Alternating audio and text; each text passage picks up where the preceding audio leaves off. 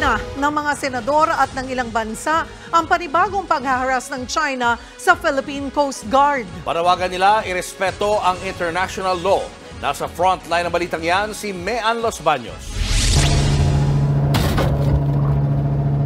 Nagkaisa ang mga senador sa pagkondena sa China sa panibagong harassment nito laban sa Philippine Coast Guard sa West Philippine Sea. Ang mensahe ni Senator Risa Hontiveros, China, tama na.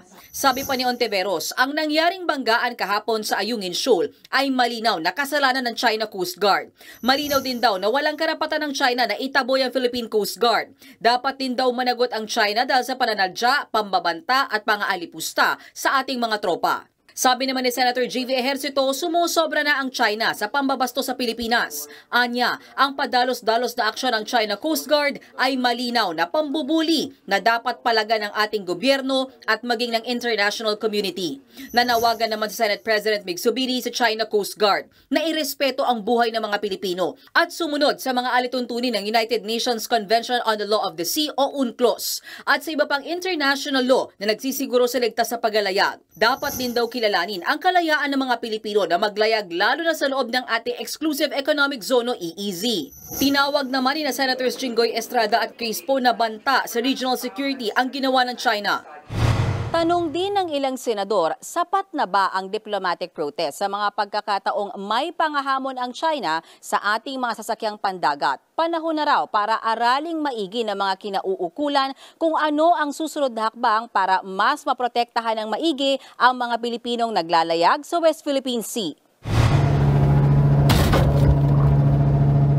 Kinundi na rin ng US State Department ang China Coast Guard. Anila, maaring magamit ang Mutual Defense Treaty o MDT sa pagitan ng Pilipinas at US sa mga pag-atake sa armed forces at maging sa mga vessel at aircraft ng Philippine Coast Guard saan mang panig ng South China Sea. Kinundi na rin ni US Ambassador to the Philippines Mary Kay Carlson ang aksyon ng China.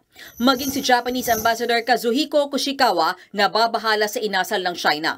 Kaisa rin daw ng Japan ang Pilipinas sa pagrespeto sa Maritime Order na base sa UNCLOS at 2016 Arbitral Award. Para naman sa European Union Ambassador, delikado at nakakabahala ang mga paulit-ulit na insidente sa dagat. Nagpahayag na din ng suporta para sa Pilipinas ang France, Canada at Australia. Tiyempo ang pagkundina ng Senado sa pagdinig sa panukalang magatakda ng maritime zones ng Pilipinas.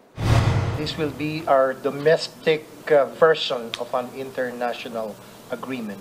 And these are the laws of the coastal state.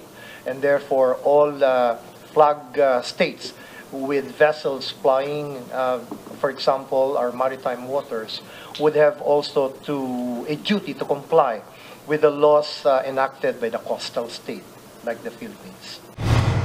Sabi ni Philippine Coast Guard spokesperson for the West Philippine Sea, Commodore J. Tariela, na mapapalakas ang maritime jurisdiction natin kung maipasa ang naturang panukala. Pero hindi niya isilasantabi ang posibilidad na baliwalain ito ng ilan.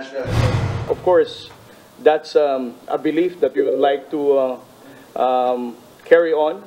But obviously, there are some states who would choose not to respect the provisions of the international law, particularly the UNCLOS. Nagbabalita mula sa Frontline, Mean Los Baños, News 5. Mga kapatid, Cheryl Cosim po. Iba na ang may alam at may pakialam sa panahon ngayon. Para sa tuloy-tuloy na balitaan sa Frontline, mag-follow at mag-subscribe sa social media pages ng News 5.